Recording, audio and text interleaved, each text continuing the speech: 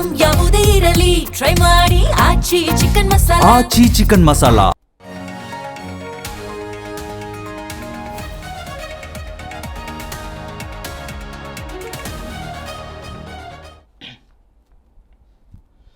ನಮಸ್ಕಾರ, G Kannada news DNA ಸ್ವಾಗತ. ನಾನು ಪ್ರವೀಣ್ ಕುಂಬಾರ್. ಇವತ್ತಿನ ಜಿ ಕನ್ನಡ ನ್ಯೂಸ್ DNA ಮೂರು ಸುದ್ದಿಗಳನ್ನು ಪ್ರಮುಖವಾಗಿ ನೋಡ್ತಾ ಹೋಗೋಣ. ಮೊದಲ ಸುದ್ದಿ, ಒನ್ಸ್ ಅಗೇನ್ ಯುದ್ಧಕ್ಕೆ ಸಂಬಂಧಪಟ್ಟಂತಹ ಸುದ್ದಿ. ಹಾರ್ಮುಜ್ ಜಲಸಂಧಿಯಲ್ಲಿ ಆದಂತಹ ಬೆಳವಣಿಗೆ. ಇರಾನ್ ಮತ್ತು ಅಮೆರಿಕಾದ ನಡುವೆ ಹಾರ್ಮುಜ್ ವಿಚಾರದಲ್ಲಿ ತಿಕ್ಕಾಟಗಳು ನಡೀತಾ ಇದೆ. ಈ ತಿಕ್ಕಾಟಗಳ ನಡುವೆ ಭಾರತದ 2 ಹಡಗುಗಳಿಗೆ IRGC ಹಾನಿಯನ್ನುಂಟು ಮಾಡಿದೆ. 2 ಹಡಗುಗಳ ಮೇಲೆ IRGC ದಾಳಿ ಮಾಡಿದೆ. ಅದರ ಪರಿಣಾಮವನ್ನು ಭಾರತದ 2 ಹಡಗುಗಳು ಅನುಭವಿಸಿದೆ. ಹಾಗಾದರೆ ಏನೆಲ್ಲ ಆಯಿತು ಇದರ ಬೆಳವಣಿಗೆ? ಭಾರತದ ಹಡಗುಗಳಿಗೆ red signal.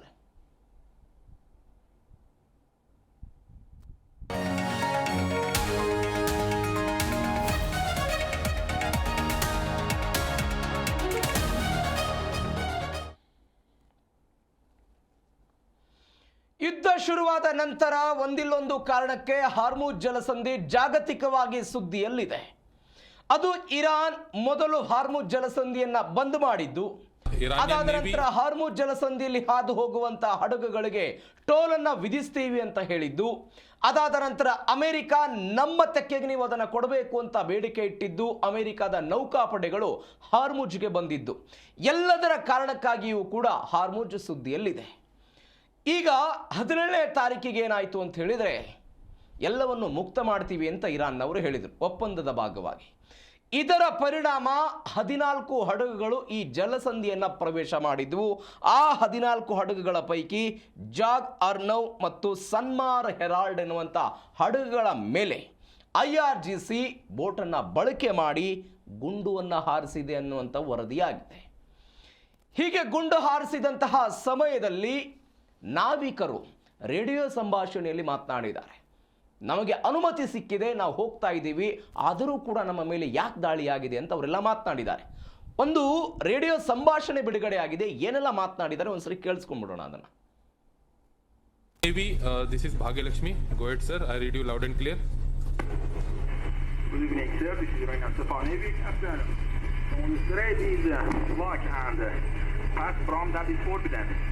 And there is no any permission for you to use from Hormuz Strait. You are ordered to go back to your departure immediately. You are ordered to go back to your departure immediately. You get my message? Okay, copied your message. I will turn back and there is no permission to transit Hormuz. That's correct, sir? Yes, sir. There is no any permission for you. You are ordered to go back to your departure immediately. And wait to get permission. Okay, wait for the permission. Thank you. Okay, thank you. Back to 16 out. Thank you. Back to 16 out.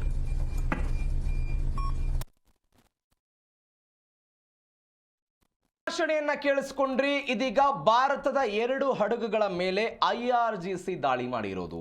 ಯಾವ್ಯಾವ ಹಡಗುಗಳು ಹೆಂಗಾಯಿತು details ನೋಡ್ತಾ ಹೋಗೋದಾದರೆ, 2 ಹಡಗುಗಳು ಸನ್ಮಾರ್ Herald ಮತ್ತು ಜಗ್ ಅನರ್ ಅಂತ. ಈ ಹಡಗುಗಳು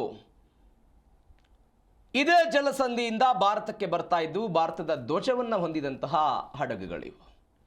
18ನೇ ತಾರೀಕಿಗೆ ಭಾರತದ ಧ್ವಜವನ್ನು ಹೊತ್ತುಕೊಂಡು ಈ ಹಡಗುಗಳು ಬರ್ತಾ ಇತ್ತು. ಏನು ಬೆಳವಣಿಗೆಗಳಾಯಿತು? ಏಪ್ರಿಲ್ 17ನೇ ತಾರೀಕಿಗೆ ವಾಣಿಜ್ಯ ಹಡಗುಗಳ ಸಂಚಾರಕ್ಕೆ ಈ ಜಲಸಂಧಿ ಮುಕ್ತ ಅಂತ ಇರಾನ್ನವರು ಘೋಷಣೆ ಮಾಡಿದರು. 17ನೇ ತಾರೀಕಿಗಾದಂಥ ಬೆಳವಣಿಗೆ. 17ನೇ ತಾರೀಕಿಗೆ ಹೀಗೆ ಮುಕ್ತ ಅಂತ ಇರಾನ್ ಘೋಷಣೆ ಮಾಡಿದ ನಂತರ ಅಮೆರಿಕ ಮತ್ತೆ ಹಾರ್ಮುಜ್ ವಿಚಾರದಲ್ಲಿ ಖ್ಯಾತಿ ತೆಗಿತು. ಏನಂತ ಖ್ಯಾತಿ ತೆಗೆದ್ರು ಅವರು ಹೇಳಿದ್ರು, ಇರಾನ್ ಬಂದರಿನಿಂದ ಹೊರಡುವ ಹಡಗುಗಳು ಮತ್ತು ಇರಾನ್ ಬಂದರಿಗೆ ಬರುವಂಥ ಯಾವುದೇ ಹಡಗುಗಳ ಕಾರ್ಯಾಚರಣೆಗೆ ನಾವು ಇಲ್ಲಿ ಅವಕಾಶವನ್ನು ಕೊಡೋದಿಲ್ಲ ಅಂತ. ಪಾಕಿಸ್ತಾನದ ಇಸ್ಲಾಮಾಬಾದ್ನಲ್ಲಿ ಆದಂಥ ಸಭೆಯಲ್ಲೂ ಕೂಡ ಇದರ ವಿಚಾರ ಬಗ್ಗೆ ದೊಡ್ಡ ಮಟ್ಟದಲ್ಲಿ ಚರ್ಚೆ ಆಗಿತ್ತು. ಅಮೆರಿಕ ಹೇಳ್ತು, ಯಾವುದೇ ಕಾರಣಕ್ಕೂ ಜಲಸಂಧಿಯ ಒಳಭಾಗದಲ್ಲಿದ್ದಂತಹ ಇರಾನಿನ ಈ ಹಡಗುಗಳು ಅದರ ಬಂದರಿಗೆ ಬರೋದು ಮತ್ತು ಬಂದರಿನಿಂದ ಹೋಗೋದಕ್ಕೆ ನಾವು ಅವಕಾಶವನ್ನು ಕೊಡೋದಿಲ್ಲ ಅಂತ ಹೇಳಿದ್ರು. ಆದರೆ ಇದಕ್ಕಿಂತ ಮೊದಲು ಏನಾಗ್ಬಿಡ್ತು, ಇರಾನ್ ನಾವು ಮುಕ್ತ ಮಾಡ್ತೀವಿ ಅಂತ ಹೇಳಿದ ತಕ್ಷಣವೇ 13ರಿಂದ 14 ಹಡಗುಗಳು ಭಾರತೀಯ ಹಡಗುಗಳು ಕೂಡ ಸೇರಿಕೊಂಡು 13ರಿಂದ 14 ಹಡಗುಗಳೇನಾಯಿತು ಸುರಕ್ಷಿತ ಪ್ರದೇಶ ಅನ್ನೋ ಕಾರಣಕ್ಕಾಗಿ ಜಲಸಂಧಿಯನ್ನು ಪ್ರವೇಶ ಮಾಡಿಬಿಟ್ಟು ಈ ಜಲಸಂಧಿಯ ಪ್ರವೇಶ ಆದ ತಕ್ಷಣವೇ ಯಾವುದೇ ಮುನ್ಸೂಚನೆ ಇಲ್ಲ, ರೇಡಿಯೋ ಸಂಭಾಷಣೆಗಳಿಲ್ಲ. ಅದಾದ ನಂತರ ಇರಾನಿನ ಇಸ್ಲಾಮಿಕ್ ರೆವಲ್ಯೂಷನರಿ ಗಾರ್ಡ್ ಕಾರ್ಪ್ಸ್ ಹಿಂದೆ IRGC ಅಂತ ಏನು ಕರಿತೀವಿ, ಈ IRGC ತನ್ನ ಗನ್ ಬೋಟ್ಗಳ ಮುಖಾಂತರ ನೇರವಾಗಿ 2 ಹಡಗುಗಳ ಮೇಲೆ ದಾಳಿ ಮಾಡೋ ಪ್ರಯತ್ನವನ್ನು ಮಾಡಿದೆ. ಪರಿಣಾಮ ಏನಾಯಿತು? ಹಡಗುಗಳ ಬೋಟ್ಗಳ ಈ ಕೆಲವೊಂದಿಷ್ಟು ಕಿಟಕಿಗಳ ಗ್ಲಾಸ್ಗಳೆಲ್ಲವೂ ಕೂಡ ಒಡೆದು ಹೋಗ್ಬಿಡ್ತು. ಆದರೆ ಸಿಬ್ಬಂದಿಗಳು ಸದ್ಯಕ್ಕೆ ಸುರಕ್ಷಿತರಾಗಿದ್ದಾರೆ. ಯಾವ್ಯಾವ ಸಿಬ್ಬಂದಿ ಇದರಲ್ಲಿ ಯಾರ್ಯಾರಿದ್ರು ಅವ್ರಿಗೆ ಯಾವುದೇ ಕೂಡ ಪ್ರಾಣಾಪಾಯ ಆಗಿಲ್ಲ, ಏನು ಕೂಡ ತೊಂದರೆ ಆಗಿಲ್ಲ. ಬಟ್ ಸಣ್ಣ ಪುಟ್ಟದಾದಂತಹ ಬೆಳವಣಿಗೆಗಳಾಗಿವೆ. ಹಾಗಾದ್ರೆ ಭಾರತದ ಯಾವ್ಯಾವ ಹಡಗುಗಳ ಮೇಲೆ IRGC ದಾಳಿ ಮಾಡಿತು, ಇದರ ಪ್ರಾಮುಖ್ಯತೆ ಏನು ಅನ್ನೋದನ್ನು ನಾವು ಗಮನಿಸ್ತಾ ಹೋಗೋದಾದ್ರೆ, ಮೊದಲು ಸನ್ಮಾರ್ ಹೆರಾಲ್ಡ್ ಅಂತ ನಾವು ಕರಿತೀವಿ. ಈ ಸನ್ಮಾರ್ ಹೆರಾಲ್ಡ್ ಎನ್ನುವಂಥ ಹಡಗು ಭಾರತಕ್ಕೆ ಅತಿ ಅವಶ್ಯಕವಾಗಿ ಬೇಕಾದಂತಹ ಹಡಗಿದೆ. ಇವೆಲ್ಲವೂ ಕೂಡ ಈ ಜಲಸಂಧಿಯ ಮುಖಾಂತರವೇ ಬರ್ತಾ ಇದ್ದದ್ದು. ಜಾಗ್ ಅರ್ನವ್ ಮೊದಲದ್ದು. ಇದನ್ನ ಮುಂಬೈ ಮೂಲದ ಒಂದು ಕಂಪನಿ ನೇತೃತ್ವವನ್ನು ವಹಿಸಿದೆ. ಬೇರೆ ದಕ್ಷಿಣ ಆಫ್ರಿಕಾದ ನೇತೃತ್ವದಲ್ಲಿ ಇದನ್ನೇನೋ ತಯಾರು ಮಾಡಲಾಗಿದೆ. ಆದರೆ ಮುಂಬೈ ಮೂಲದ great eastern shipping company limited ಅಂತ 2015ರಲ್ಲಿ ಇದನ್ನು ನಿರ್ಮಾಣ ಮಾಡಲಾಗಿದೆ. ಅದನ್ನು ಅವರು ಮುಂಬೈದವರು ನಿರ್ವಹಣೆ ಮಾಡ್ತಾರೆ. ವಿಶೇಷ ಏನು ಅಂತ ಹೇಳಿದರೆ, ಇದು ಬಲ್ಕ್ ಕ್ಯಾರಿಯರ್ ಆಗಿದೆ. ಬಲ್ಕ್ ಕ್ಯಾರಿಯರ್ ಸಾಗಾಟ ಮಾಡೋದಕ್ಕೆ ಒಂದು ದೊಡ್ಡ ಪ್ರಮಾಣದ ದೊಡ್ಡ ಹಡಗಿದು. ಏಕಕಾಲಕ್ಕೆ 81,000 ಟನ್ ಸರಕುಗಳನ್ನು ಸಾಗಾಟ ಮಾಡುವಂತಹ ಸಾಮರ್ಥ್ಯವನ್ನು ಹೊಂದಿರುವಂತಹ ಹಡಗಿದು. ಅಲ್ ಜುಬೈಲ್ ಬಂದರಿನಿಂದ ಭಾರತಕ್ಕೆ ಬರ್ತಾ ಇದ್ದಂಥ ಹಡಗಿದು. ಈ ಹಡಗಿನ ಯಾವ ಸಮಯದಲ್ಲಿ ಇದಕ್ಕೆ ದಾಳಿ ಆಯಿತು ಅಂತ ಹೇಳಿದರೆ, ಓಮನ್ನ ಈಶಾನ್ಯಕ್ಕೆ 25 ನಾಟಿಕಲ್ ದೂರ ಇತ್ತು. ಆ ಪ್ರದೇಶವನ್ನು ತಲುಪಬೇಕು ಅಂತ ಹೇಳಿದರೆ ಈ ಸಮಯದಲ್ಲಿ ದಾಳಿ ಆಗ್ಬಿಡ್ತು. ಕಲ್ಲಿದ್ದಲು, ಕಬ್ಬಿಣದ ಅದಿರು, ಧಾನ್ಯಗಳು ಇವೆಲ್ಲವೂ ಕೂಡ ಇದರಲ್ಲಿ ಅಂದರೆ ತೆಗೆದುಕೊಂಡು ಬರೋದಕ್ಕೆ ಅತ್ಯಾಧುನಿಕವಾಗಿರುವಂತಹ ಅವಶ್ಯಕವಾಗಿರುವಂತಹ ಹಡಗಿದು. ಎರಡನೇದ್ದು ಸನ್ಮಾರ್ ಹೆರಾಲ್ಡ್. ಇದು ಬೃಹತ್ ಕಚ್ಚಾ ತೈಲದ ಟ್ಯಾಂಕರ್. ಇದು ವೆರಿ ಲಾರ್ಜ್ ಕ್ರೂಡ್ ಕ್ಯಾರಿಯರ್ ಅಂತ ಇದನ್ನು ಕರೀತಾರೆ. 2 ಮಿಲಿಯನ್ ಬ್ಯಾರೆಲ್ ಕಚ್ಚಾ ತೈಲನ್ನು ತೆಗೆದುಕೊಂಡು ಭಾರತಕ್ಕೆ ಬರ್ತಾ ಇತ್ತು. ದಾಳಿ ಆಯಿತು. ಚೆನ್ನೈ ಮೂಲದ ಸನ್ಮಾರ್ ಶಿಪ್ಪಿಂಗ್ ಲಿಮಿಟೆಡ್ ಕಂಪನಿ ಇದನ್ನು ನಿರ್ವಹಣೆ ಮಾಡುತ್ತೆ. ಹಾಗಾದರೆ 2 ಹಡಗುಗಳು ದಾಳಿಗೆ ಒಳಗಾಯಿತು. ಆದರೆ ಭಾರತದ ಹಡಗುಗಳನ್ನು ಯಾಕೆ ಟಾರ್ಗೆಟ್ ಮಾಡಲಾಯಿತು? ಇಂಥದ್ದೊಂದು ಪ್ರಶ್ನೆ ಸಹಜವಾಗಿ ಬರುತ್ತೆ. ಯಾಕಂದರೆ ಇರಾನ್ ಹೇಳಿತ್ತು, ಭಾರತ ನಮ್ಮ ಮಿತ್ರ ರಾಷ್ಟ್ರ, ಯಾವ್ಯಾವ ದೇಶಗಳು ನಮ್ಮ ಜೊತೆಗೆ ಮಿತ್ರತ್ವವನ್ನು ಹೊಂದಿದೆಯೋ ಆ ದೇಶಗಳ ಹಡಗುಗಳಿಗೆ ನಾವು ಟಚ್ ಮಾಡೋದಿಲ್ಲ ಅಂತ ಇರಾನ್ನ ವಿದೇಶಾಂಗ ಸಚಿವರು ಹೇಳಿದರು. ಆದರೆ ವಿಪರ್ಯಾಸ ಅಂತ ಹೇಳಿದರೆ, ಇವತ್ತು ದಾಳಿಯಾಗಿರೋದು ಇರಾನ್ನ ಸೇನೆ ಅಂತಲ್ಲ, IRGCಯಿಂದ ದಾಳಿ ಆಗಿರೋದು.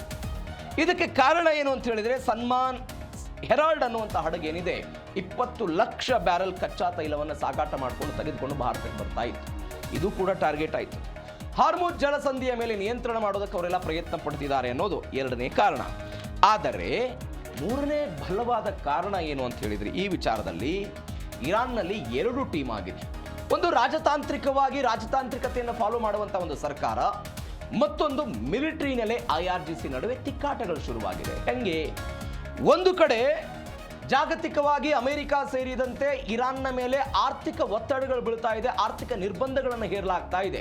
ಇದರಿಂದ ನಾವು ಹೊರಗಡೆ ಬರಬೇಕು, ಇರಾನ್ನ ಆರ್ಥಿಕತೆಯನ್ನು ಎತ್ತಿ ಹಿಡಿಬೇಕು ಅಂತ ವಿದೇಶಾಂಗ ಇಲಾಖೆ ಕೆಲಸ ಮಾಡಿ ಹಡಗುಗಳ ಮುಕ್ತ ಚಲಾವಣೆಗೆ ಅವಕಾಶವನ್ನು ಮಾಡಿಕೊಡೋ ಪ್ರಯತ್ನವನ್ನು ಅಲ್ಲಿಯ ವಿದೇಶಾಂಗ ಇಲಾಖೆ ಮಾಡ್ತಾ ಇದ್ರೆ, IRGC ಹೇಳ್ತಾ ಇದೆ, ಅಮೆರಿಕಕ್ಕೆ ನಾವ್ಯಾಕೆ ಮಣಿಬೇಕು, ಅಮೆರಿಕದ ಮಾತನ್ನು ನಾವ್ಯಾಕೆ ಕೊಡಬೇಕು ಅನ್ನುವಂತಹ ಪ್ರಶ್ನೆಯನ್ನು IRGC ಕೇಳ್ತಾ ಇದೆ. ಹೀಗಾಗಿ ನಾವು ಯಾವುದೇ ಕಾರಣಕ್ಕೂ ಹಡಗುಗಳ ಚಲಾವಣೆಗೆ ಅವಕಾಶವನ್ನು ಕೊಡಬಾರದು ಅಂತ. ಮತ್ತೊಂದು ಏನಾಗಿದೆ ಬೆಳವಣಿಗೆ, ಸಂವಹನದ ಕೊರತೆ ಉಂಟಾಗ್ತಾ ಇದೆ. ಯಾರ್ಯಾರ ನಡುವೆ? IRGC ಮತ್ತು ವಿದೇಶಾಂಗ ಇಲಾಖೆಯ ನಡುವೆ.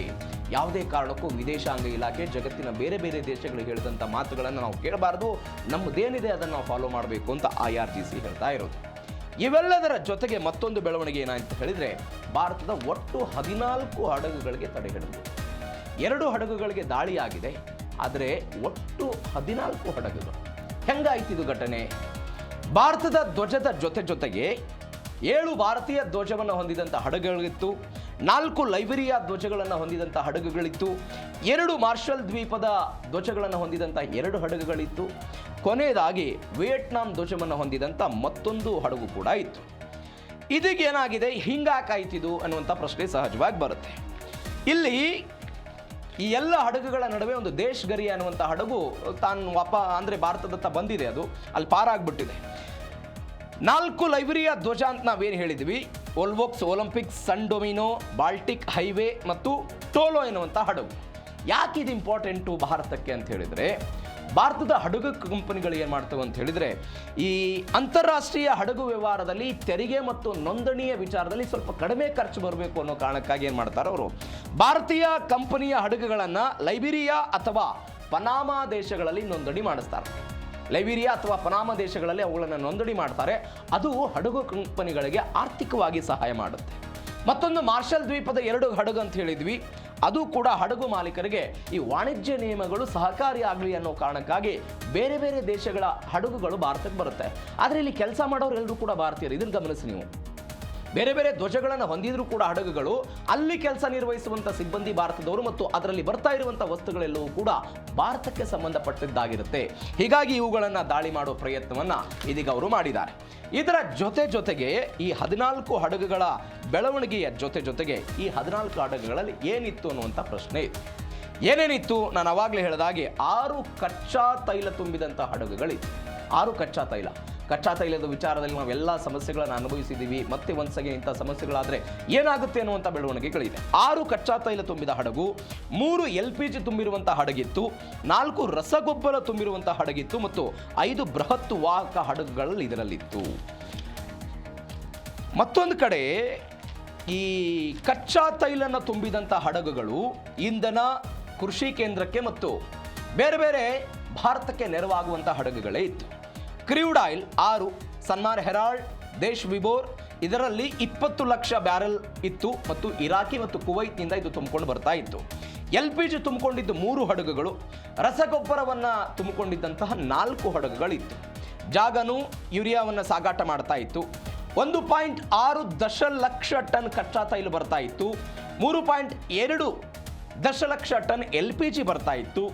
2 ಲಕ್ಷ ಟನ್ LNG ಬರ್ತಾ ಇತ್ತು. ನೀವು ನೋಡಿ, ಭಾರತದಲ್ಲಿ ಇದೀಗ ಹಂಗಾಮು ಶುರುವಾಗ್ಬಿಡುತ್ತೆ. ವಿಪರೀತವಾದಂಥ ಮಳೆಗಾಲ ಈಗ ಬೇಸಿಗೆ ಆದ ತಕ್ಷಣ ಮಳೆಗಾಲ ಬರೋದಕ್ಕೆ ಶುರುವಾಗುತ್ತೆ. ಮಳೆಗಾಲ ಬಂದ ನಂತರ ನಾವು ಅತಿ ಹೆಚ್ಚಾಗಿ ಮಧ್ಯಪ್ರಾಚ್ಯದ ವಿವಿಧ ದೇಶಗಳಲ್ಲಿ ರಸಗೊಬ್ಬರಕ್ಕೆ ನಾವು ಡಿಪೆಂಡೆನ್ಸಿ ಆಗಿದ್ದೀವಿ. ಈ ರಸಗೊಬ್ಬರವೂ ಕೂಡ ಒಂದು ವೇಳೆ ಬರೋದಕ್ಕೆ ಸ್ಥಗಿತ ಆಗ್ತಾ ಹೋಗೋದಾದರೆ ಭಾರತದ ಕೃಷಿ ಚಟುವಟಿಕೆಗಳ ಮೇಲೆಯೂ ಕೂಡ ನಾವು ಅತಿ ಹೆಚ್ಚು ಸಮಸ್ಯೆಯನ್ನು ಅನುಭವಿಸಬೇಕಾಗುತ್ತೆ.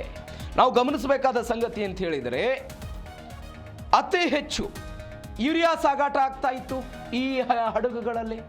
ಹೀಗಾಗಿ ಈ ಕಾರಣಕ್ಕಾಗಿ ಇವೆಲ್ಲವೂ ಕೂಡ ಭಾರತಕ್ಕೆ ಸಮಸ್ಯೆ ಆಗ್ತಾ ಇತ್ತು. ಇವೆಲ್ಲ ಕಾರಣಕ್ಕಾಗಿಯೇ ಭಾರತ ಸರ್ಕಾರ ಒಂದು ಕ್ರಮವನ್ನು ತೆಗೆದುಕೊಳ್ಳುವ ಪ್ರಯತ್ನ ಮಾಡಿತು. ಏನು ಭಾರತ ಮಾಡಿದಂತಹ ಕ್ರಮಗಳು?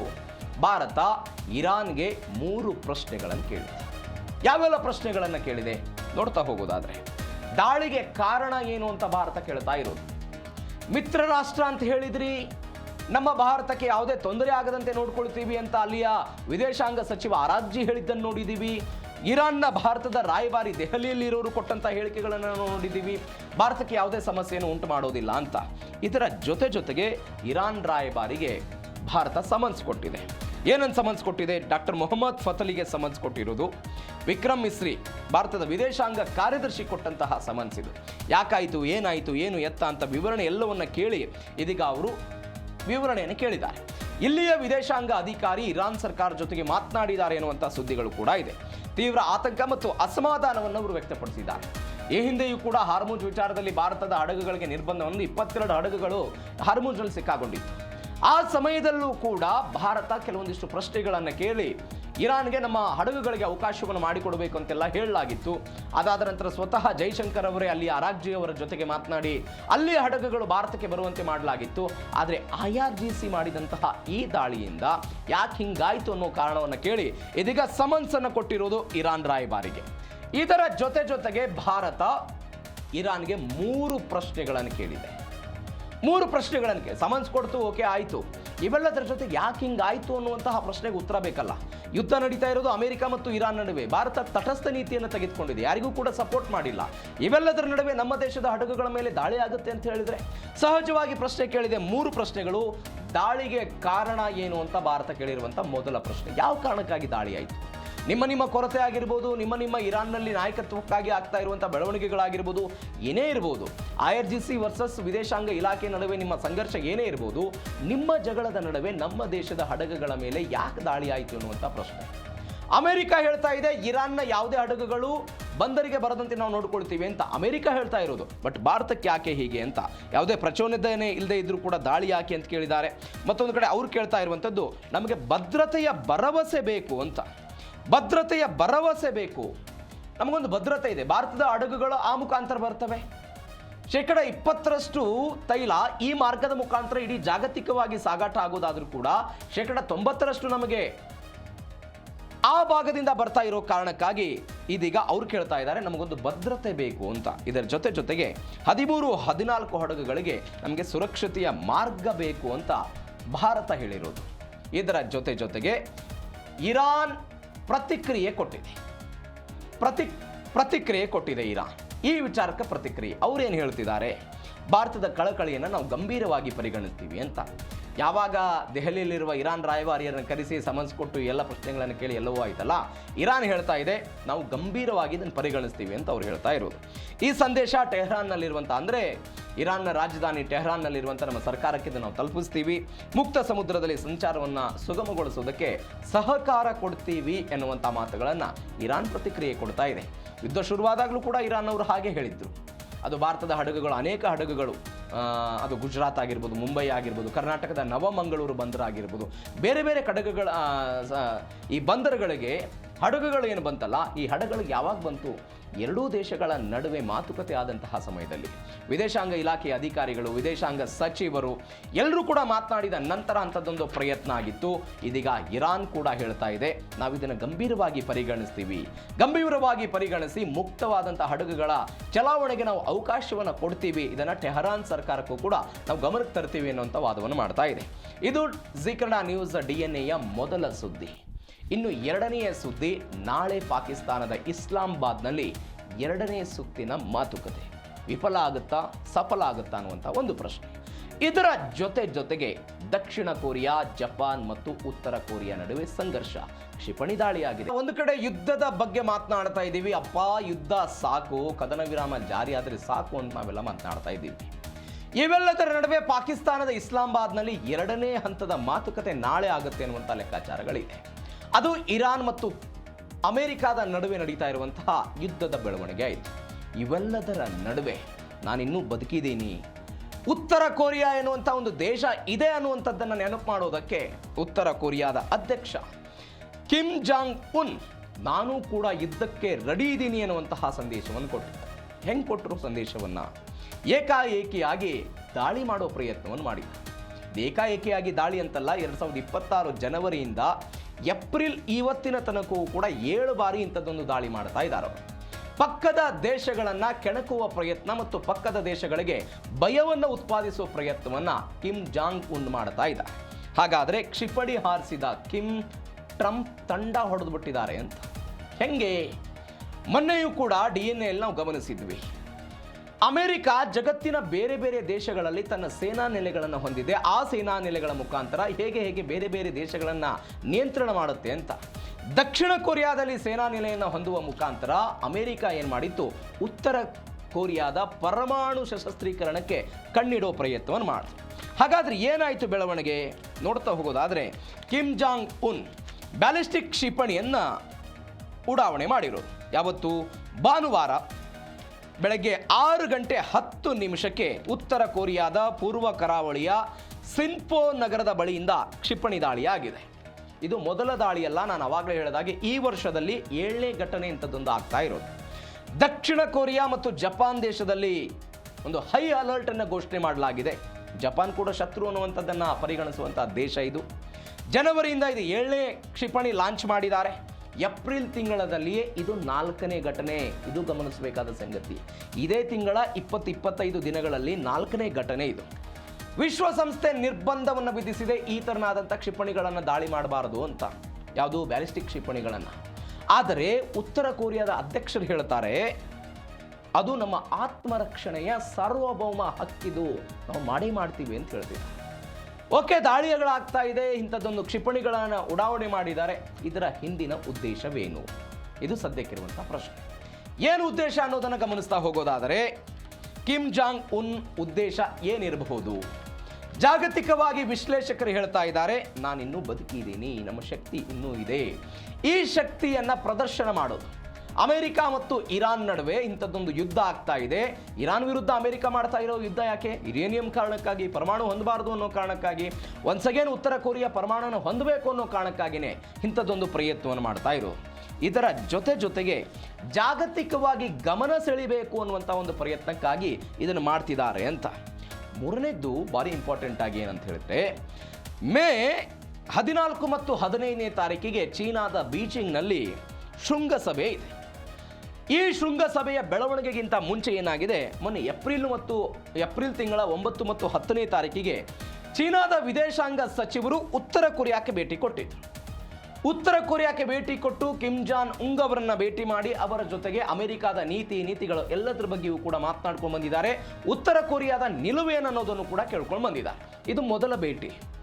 ಎರಡನೇದಾಗಿ ಏನಾಗ್ತಾ ಇದೆ, ಮೇ 14 ಮತ್ತು 15ನೇ ತಾರೀಕಿಗೆ ಬೀಜಿಂಗ್ನಲ್ಲಿ ಟ್ರಂಪ್ ಮತ್ತು ಕ್ಸಿ ಜಿನ್ಪಿಂಗ್, ಚೀನಾದ ಅಧ್ಯಕ್ಷರು ಮತ್ತು ಅಮೆರಿಕಾದ ಅಧ್ಯಕ್ಷರ ನಡುವೆ ಒಂದು ಸಭೆ ಇದೆ.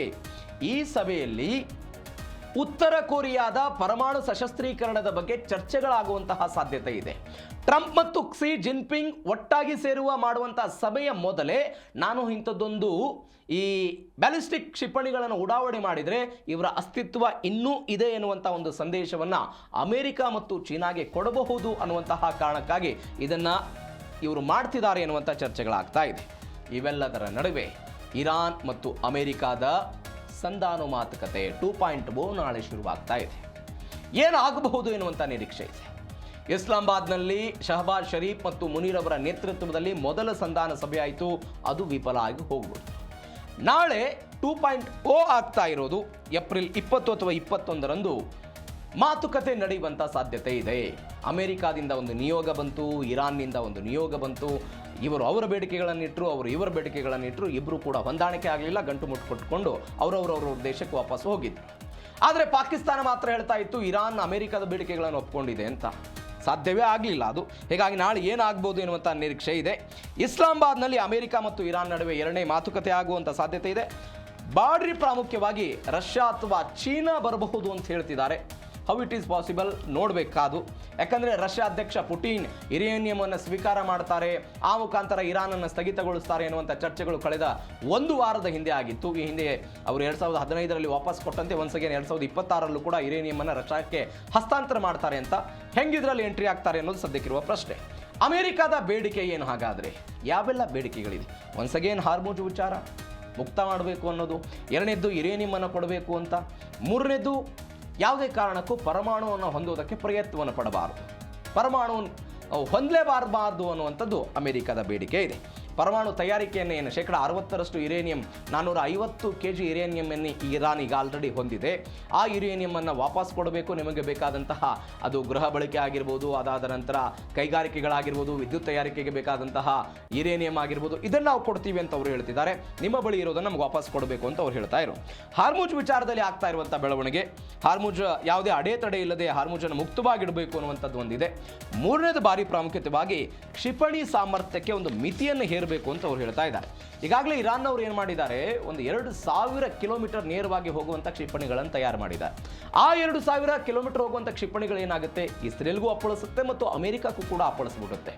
ಹೀಗಾಗಿ ಅಮೆರಿಕ ಹೇಳ್ತಾ ಇರೋದು, ಈ ಪರಿಪ್ರಮಾಣದ ತಂತ್ರಜ್ಞಾನವನ್ನು ಬಳಸಿಕೊಂಡು ಇವರು ಕ್ಷಿಪಣಿಗಳನ್ನು ಏನು ತಯಾರು ಮಾಡ್ತಿದ್ದಾರೆ, ಆ ಕ್ಷಿಪಣಿಗಳು ನಮಗೆ ಹಾನಿಯನ್ನು ಉಂಟು ಮಾಡುತ್ತೆ. ಹೀಗಾಗಿ ಅವರು ಕ್ಷಿಪಣಿಗಳನ್ನು ತಯಾರು ಮಾಡಬಾರ್ದು ಎನ್ನುವಂತಹ ಬೇಡಿಕೆಯನ್ನು ಅವರು ಇಡ್ತಾ ಇದ್ದಾರೆ.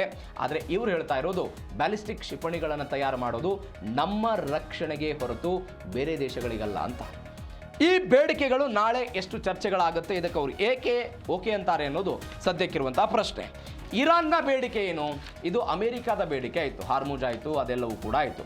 ಇರಾನ್ನ ಬೇಡಿಕೆ ಏನು? ಆರ್ಥಿಕ ನಿರ್ಬಂಧಗಳ ತೆರವು ಹೇಳಬೇಕು ಅಂತ. ನಾನು ಅವಾಗಲೇ ಹೇಳಿದೆ, ಇವರು ತೈಲವನ್ನು ಮಾರಾಟ ಮಾಡಿದ ನಂತರ ಸರಿಸುಮಾರು ಇರಾನ್ನದ್ದೇ ಬೇರೆ ಬೇರೆ ಬ್ಯಾಂಕ್ಗಳಲ್ಲಿ 8 ಲಕ್ಷ ಕೋಟಿ ಹಣ ಫ್ರೀಸ್ ಆಗಿದೆ ಅಮೆರಿಕದ ಆರ್ಥಿಕ ನಿರ್ಬಂಧಗಳ ಕಾರಣಕ್ಕಾಗಿ ಬೇರೆ ಬೇರೆ ದೇಶಗಳಲ್ಲಿ. ಮೊನ್ನೆ ಅದನ್ನು ಎಕ್ಸ್ಪ್ಲೇನ್ ಮಾಡಿದ್ದೀನೋ, ತೈಲ ವ್ಯಾಪಾರ ಆಗಿತ್ತು, ಅಮೆರಿಕ ಅದಕ್ಕೆ ನಿರ್ಬಂಧ ಇತ್ತು.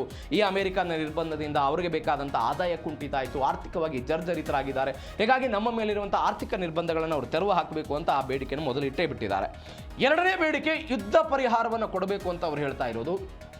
ಯುದ್ಧ ಪರಿಹಾರ ಅಂತ ಹೇಳಿದರೆ ಈ ಕಳೆದ 40 ದಿನಗಳಲ್ಲಿ ಏನು ಈ ಯುದ್ಧ ಆಯಿತು, ಅದಾದ ನಂತರ ಮೂಲಸೌಕರ್ಯಗಳಿಗೆ ಹಾನಿ ಆಯಿತು, ಎಲ್ಲವನ್ನು ಕೂಡ ನಮಗೆ ಹಣವನ್ನು ಕೊಡಬೇಕು ಮತ್ತು ಸ್ಥಗಿತಗೊಂಡ ಹಣದ ಬೇಡಿಕೆಯನ್ನು ಅದನ್ನೆಲ್ಲವನ್ನು ಕೂಡ ಕೊಡಬೇಕು ಅನ್ನುವಂತಹ ಬೇಡಿಕೆಗಳನ್ನು ಅವರು ಇಡ್ತಾ ಇದ್ದಾರೆ. ಇವೆಲ್ಲದರ ಜೊತೆಗೆ ಏಪ್ರಿಲ್ 22ಕ್ಕೆ ಕದನ ವಿರಾಮ ಮುಕ್ತಾಯ ಆಗ್ತಾ ಇದೆ. ವಾಟ್ ನೆಕ್ಸ್ಟ್ ಅನ್ನುವಂಥ ಪ್ರಶ್ನೆ. ಅಂದರೆ 14 ದಿನಗಳ ಕಾಲ 2 ವಾರಗಳ ಕಾಲ ಕದನ ವಿರಾಮ ಘೋಷಣೆ ಆಗಿತ್ತು ಪಾಕಿಸ್ತಾನ ಮತ್ತು ಇರಾನ್ ಮತ್ತು ಅಮೆರಿಕಾದ ನಡುವೆ. ಅದಕ್ಕೂ ಕೂಡ ಪಾಕಿಸ್ತಾನದವರು ಮಧ್ಯಸ್ಥಿಕೆ ವಹಿಸಿದ್ರು. ವಾಟ್ ನೆಕ್ಸ್ಟ್ ಅನ್ನುವಂಥದ್ದು ಹೊಸ ಒಪ್ಪಂದ ಏರ್ಪಡದೇ ಇದ್ದರೆ ಒನ್ಸ್ ಅಗೇನ್ ಯುದ್ಧ ಕಂಟಿನ್ಯೂ ಆಗುವಂಥ ಸಾಧ್ಯತೆ ಇದೆ.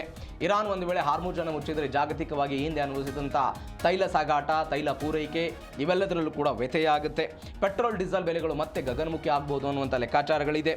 ಇದರ ಜೊತೆಗೆ ಇಸ್ರೇಲ್ ಮತ್ತು ಲೆಬನಾನ್ನ ಹಮಾಸ್ ಹೆಜ್ಬುಲ್ಲಾ ಸಂಘರ್ಷ ಮತ್ತಷ್ಟು ತೀವ್ರ ಆಗಬಹುದು ಎನ್ನುವಂಥ ಲೆಕ್ಕಾಚಾರ ಇದೆ. ಯಾಕಂದರೆ ಅಮೆರಿಕದ ಅಧ್ಯಕ್ಷ ಟ್ರಂಪ್ ನೇತೃತ್ವದಲ್ಲಿ ಲೆಬನಾನ್ ಅಧ್ಯಕ್ಷರು ಮತ್ತು ಇಸ್ರೇಲ್ನ ಅಧ್ಯಕ್ಷರೆಲ್ಲ ಮಾತುಕತೆಯನ್ನು ನಡೆಸಿಕೊಂಡಿದ್ದಾರೆ.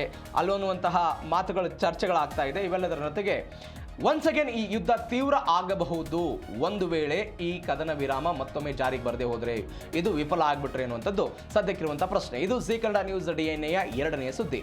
ಇನ್ನು 3ನೇ ಸುದ್ದಿ, ದೇಶದ ರಾಜಕಾರಣ. ನಮ್ಮ ಪಕ್ಕದ ತಮಿಳುನಾಡಿಗೆ ಏಪ್ರಿಲ್ 23ನೇ ತಾರೀಕಿಗೆ ಚುನಾವಣೆ ಇದೆ. ತಮಿಳುನಾಡು ಅಂತ ಹೇಳಿದ ತಕ್ಷಣ ಅಲ್ಲಿ ಪ್ರಾದೇಶಿಕ ಪಕ್ಷಗಳ ಬಲಾಬಲವನ್ನು ನಾವು ನೋಡಿದ್ದೀವಿ.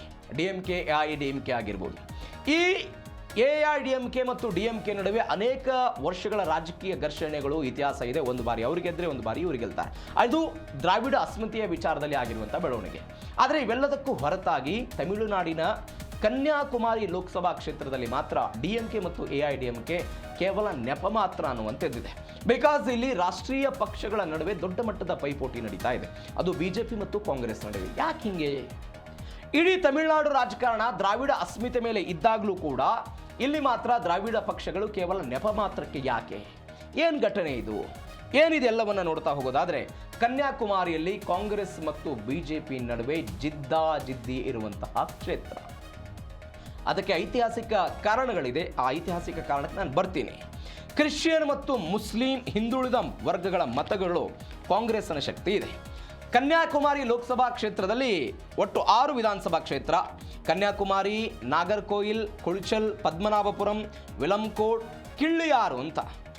ಇಲ್ಲಿ ಸದ್ಯಕ್ಕೆ ವಿಜಯ್ ವಸಂತ್ ಅಂತ ಕಾಂಗ್ರೆಸ್ನ MP ಇರೋದು. BJPಯಿಂದ ಫೊನ್ ರಾಧಾಕೃಷ್ಣನ್ ಅಂತವರಿದ್ದರು, ಅವರು ಸೋತಿದ್ದಾರೆ. ಈ ಕ್ಷೇತ್ರದ ವಿಶೇಷತೆ ಅಂತ ಹೇಳಿದರೆ ಹಿಂದೂ ಮತ್ತು ಕ್ರಿಶ್ಚಿಯನ್ ಮತಗಳು ಸಮನಾಗಿರೋದು. 48.6% ಹಿಂದೂ ಮತಗಳಿದ್ದರೆ 46.8% ಕ್ರಿಶ್ಚಿಯನ್ ಮತಗಳಿದೆ. ಕನ್ಯಾಕುಮಾರಿ ಜಿಲ್ಲೆ ತಮಿಳುನಾಡಿನಲ್ಲಿ ಅತಿ ಹೆಚ್ಚು ಸಾಕ್ಷರತೆಯನ್ನು ಹೊಂದಿರುವಂತಹ ಜಿಲ್ಲೆ. ಯಾಕೆ? ಆ ವಿಚಾರಕ್ಕೂ ಕೂಡ ಬರ್ತೀನಿ. ಅರಬ್ಬಿ ಸಮುದ್ರ, ಹಿಂದೂ ಮಹಾಸಾಗರ ಮತ್ತು ಬಂಗಾಳ ಕೊಲ್ಲಿಯನ್ನು ಸಂಗಮಿಸುವಂತಹ ಕ್ಷೇತ್ರ ಇದು. ಈ ಕ್ಷೇತ್ರದಲ್ಲಿ ಏನಾಗುತ್ತೆ, ನಾಡಾರ್ ಸಮುದಾಯ ಮತ್ತು ಕ್ರಿಶ್ಚಿಯನ್ ಮತಗಳು. ಈ ನಾಡಾರ್ ಸಮುದಾಯದಲ್ಲಿ ಹಿಂದೂ ನಾಡಾರ್ ಮತ್ತು ಕ್ರಿಶ್ಚಿಯನ್ ನಾಡಾರ್ ಅಂತ 2 ಪಂಗಡಗಳು ಬರ್ತಾ ಹೋಗುತ್ತೆ. ಈ ಹಿಂದೂ ನಾಡಾರ್ ಅವರನ್ನು ಸೆಳಿಬೇಕು ಅಂತ BJPಯವರು ಪ್ರಯತ್ನ ಪಟ್ಟರೆ, ಕ್ರಿಶ್ಚಿಯನ್ ಮತಗಳನ್ನು ಸೆಳಿಬೇಕು ಅಂತ ಕಾಂಗ್ರೆಸ್ನವರು ಪ್ರಯತ್ನವನ್ನು ಪಡ್ತಾರೆ. ಇದರ ಜೊತೆಗೆ ಮೀನುಗಾರ ಸಮುದಾಯದ ಮೇಲೆಯೂ ಕೂಡ ದೊಡ್ಡ ಮಟ್ಟದ ಆಸೆ ಆಕಾಂಕ್ಷೆಗಳಿರುತ್ತೆ. ಅವರನ್ನು ಕೂಡ ಸೆಳೆಯುವುದಕ್ಕೆ ಪ್ರಯತ್ನ ಪಡ್ತಾರೆ. ಹಾಗಾದರೆ ಕನ್ಯಾಕುಮಾರಿಯ ಪ್ರಮುಖ ನಾಯಕರು ಯಾರು? ಪ್ರಮುಖ ನಾಯಕರು ನಾನು ಆವಾಗಲೇ ಹೇಳಿದ ಹಾಗೆ BJPಯ ಪ್ರಮುಖ ಮುಖ ಅಂತ ಹೇಳಿದ್ರೆ ಪೊನ್ ರಾಧಾಕೃಷ್ಣನ್ ವರ್ಚಸ್. ಪೊನ್ ರಾಧಾಕೃಷ್ಣನ್ ಏನು ಮಾಡಿದ್ರು, 1980ರ ದಶಕದಲ್ಲಿ ಅಲ್ಲಿ RSS ಸಂಪೂರ್ಣವಾಗಿ ಕೆಲಸ ಮಾಡ್ತಿರುತ್ತೆ, ಸಂಘದ ಬೆಲ್ಟ್ ಇರುತ್ತೆ. ಈ ಸಮಯದಲ್ಲಿ ಅವರು ಏನು ಮಾಡಿದ್ರು, ಅಲ್ಲಿ ಒಂದು ಘಟನೆ ಸಂಭವಿಸಿಬಿಡುತ್ತೆ. ಏನು ಘಟನೆ? 1982ರಲ್ಲಿ ಕನ್ಯಾಕುಮಾರಿಯಲ್ಲಿ ಮುಂಡೈಕಾಡು ಎನ್ನುವಂತಹ ಘಟನೆ. ಅದು ಮಂಡೈಕಾಡು ಅನ್ನುವಂಥ ಘಟನೆ. ಏನು ಮಂಡೈಕಾಡು ಘಟನೆ? ಸಮುದ್ರಕ್ಕೆ ಸ್ನಾನ ಮಾಡೋದಕ್ಕೆ ಮಹಿಳೆಯರು ಹೋಗ್ತಾ ಇರ್ತಾರೆ. ಕೆಲವೊಂದಿಷ್ಟು ಹಿಂದೂ ಮಹಿಳೆಯರು ಸ್ನಾನ ಮಾಡೋದಕ್ಕೆ ಅಂತ ಸಮುದ್ರಕ್ಕೆ ಹೋಗ್ತಾ ಇರ್ತಾರೆ. ಈ ಸಮಯದಲ್ಲಿ ಕೆಲವೊಂದಿಷ್ಟು ಜನ ಈ ಮೀನುಗಾರರು ಏನು ಮಾಡಿಬಿಡ್ತಾರೆ, ಅವರನ್ನು ತಡೆದು ಬಿಡ್ತಾರೆ. ಯಾಕಂದರೆ ಮೀನುಗಾರರು ಬಹುತೇಕರು ಕ್ರಿಶ್ಚಿಯನ್ ಇದ್ದಾರೆ ಅನ್ನುವಂಥದ್ದು ಇದೆ ಅಲ್ಲಿ. ಅವರು ತಡೆದು ಬಿಡ್ತಾರೆ, ನೀವು ಯಾವುದೇ ಕಾರಣಕ್ಕೂ ಇಲ್ಲಿ ಸ್ನಾನವನ್ನು ಮಾಡಬಾರ್ದು ಅಂತ. ಈ ಸ್ನಾನವನ್ನು ಮಾಡಬಾರ್ದು ಅಂತ ಹೇಳಿದ್ದೇ ದೊಡ್ಡ ಗಲಾಟೆಗೆ ಕಾರಣ ಆಗ್ಬಿಡುತ್ತೆ. ಈ ಗಲಾಟೆಯಲ್ಲಿ ಸರಿಸುಮಾರು 9 ಜನ ಮೃತಪಟ್ಟು ಬಿಡ್ತಾರೆ. ಈ ಘಟನೆಯ ನಂತರ ಕ್ರಿಶ್ಚಿಯನ್ ಮತ್ತು ಹಿಂದೂಗಳ ನಡುವೆ ಮತ ವಿಭಜನೆಗೆ ಕಾರಣ ಆಗ್ಬಿಡುತ್ತೆ. ಅದನ್ನು ಬಳಸಿಕೊಂಡು ಬಿಜೆಪಿಯಲ್ಲಿ ನೆಲೆ ಊರೋ ಪ್ರಯತ್ನವನ್ನು ಮಾಡುತ್ತೆ. ಎರಡನೇದು ಎಚ್ ವಸಂತಕುಮಾರ್ ಅಂತ, ಅವರು ಕೂಡ ಇಲ್ಲಿ ಕೆಲಸವನ್ನು ಮಾಡಿದ್ದಾರೆ. ಅವರ ಉದ್ಯಮದ ಬಗ್ಗೆ ನಾವೆಲ್ಲ ನೋಡಿದ್ದೀವಿ. ಹೀಗಾಗಿ ಅವರ ಪ್ರಭಾವ ಕೂಡ ದೊಡ್ಡ ಮಟ್ಟದಲ್ಲಿ ಇದೆ. ಆದರೆ ಇಲ್ಲಿ ಉಭಯ ಪಕ್ಷಗಳಿಗೆ ಕೆಲವೊಂದಿಷ್ಟು ಸವಾಲುಗಳಿದೆ. ಏನೇನು ಸವಾಲುಗಳಿದೆ? ಅದು ಬಿಜೆಪಿ ಆಗಿರ್ಬೋದು ಮತ್ತು ಕಾಂಗ್ರೆಸ್ ಆಗಿರ್ಬೋದು. ಉಭಯ ಪಕ್ಷಗಳ ನಡುವೆ ಇರುವಂಥ ಸವಾಲುಗಳನ್ನು ನಾವು ನೋಡ್ತಾ ಇದ್ದೀವಿ.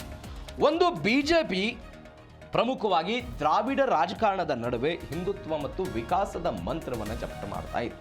ನಾನು ಆವಾಗಲೇ ಹೇಳಿದೆ, 1982ರಲ್ಲಿ ಈ ಒಟ್ಟಾರೆ ಗಲಾಟೆ ಆದ ನಂತರ ಬಿಜೆಪಿ ಪ್ರಬಲವಾಗಿ ಅಲ್ಲಿ ಬೀರು ಬಿಡೋದಕ್ಕೆ ಸಾಧ್ಯ ಆಗ್ತಾ ಹೋಯಿತು.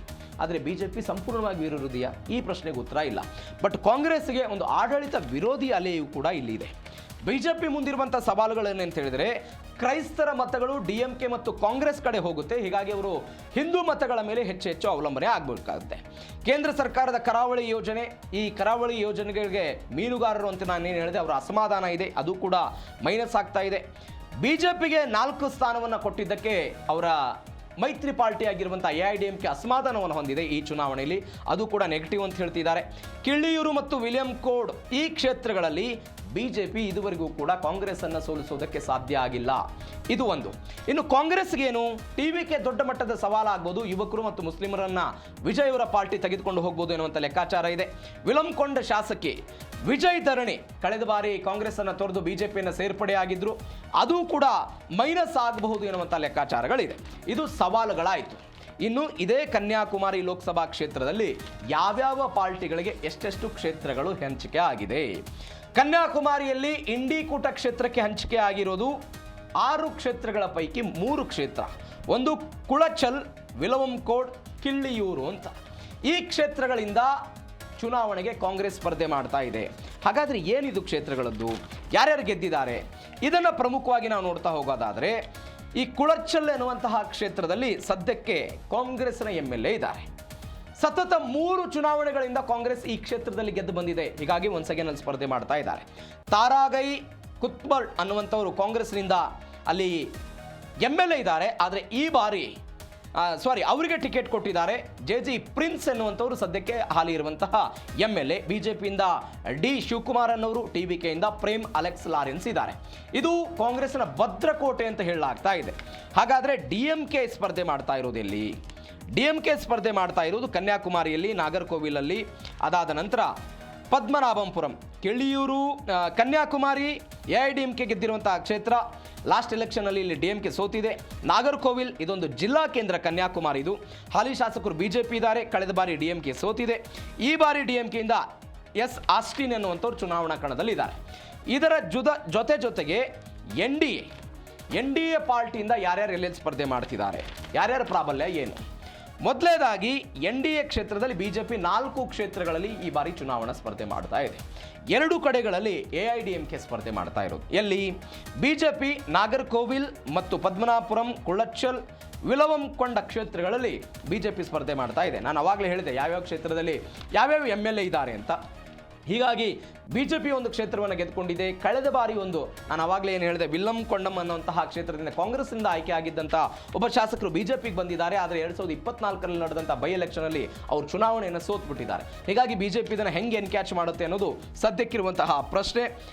ನಾಗರ್ಕೋವಿಲ್ನಲ್ಲಿ ಬಿಜೆಪಿಯ ಶಾಸಕರಿದ್ದಾರೆ. ಅಲ್ಲಿ ಅವರದೊಂದು MR ಗಾಂಧಿ ಅನ್ನುವಂಥವರು ಇದೀಗ ಅವರೇ ಅಲ್ಲಿ ಕ್ಯಾಂಡಿಡೇಟ್ ಆಗಿಯೂ ಕೂಡ ಚುನಾವಣೆಗೆ ನಿಂತಿದ್ದಾರೆ. ಈ ಒಂದು ಕ್ಷೇತ್ರದಲ್ಲಿ ಬಿಜೆಪಿ ಇರುವಂಥದ್ದು. ಅದಾದ ನಂತರ ಪದ್ಮನಾಭಪುರಮಲ್ಲಿ ಬಿಜೆಪಿಯಿಂದ P ರಮೇಶ್ ಚುನಾವಣಾ ಕಣಕ್ಕಿಳಿತಾ ಇದ್ದಾರೆ. ಇದರ ಜೊತೆಗೆ AIADMKಯಿಂದ ಕನ್ಯಾಕುಮಾರಿ ಕ್ಷೇತ್ರ ಮತ್ತು ಕಿಳ್ಳಿಯೂರು ಕ್ಷೇತ್ರದಲ್ಲಿ ಅವರು ಚುನಾವಣೆಯಲ್ಲಿ ಸ್ಪರ್ಧೆ ಮಾಡ್ತಿದ್ದಾರೆ. ಇದರ ಜೊತೆಗೆ ದ್ರಾವಿಡ ಪಕ್ಷಗಳ ಪ್ರಾಬಲ್ಯ ಯಾಕಿಲ್ಲ, ಈ ಪ್ರಶ್ನೆಗೆ ಉತ್ತರವನ್ನು ಕಂಡುಕೊಳ್ಬೇಕು ಅಂತ ಹೇಳಿದರೆ, ಕನ್ಯಾಕುಮಾರಿ ಈ ಹಿಂದೆ ಏನಾಗಿತ್ತು, ಕೇರಳದಕ್ಕೆ ಸಂಬಂಧಪಟ್ಟಿದ್ದಂತಹ ಸಂಸ್ಥಾನ ಆಗಿತ್ತು. ತಿರುವಾಂಕೂರು ಸಂಸ್ಥಾನದಲ್ಲಿ ಭಾಗ ಆಗಿತ್ತು.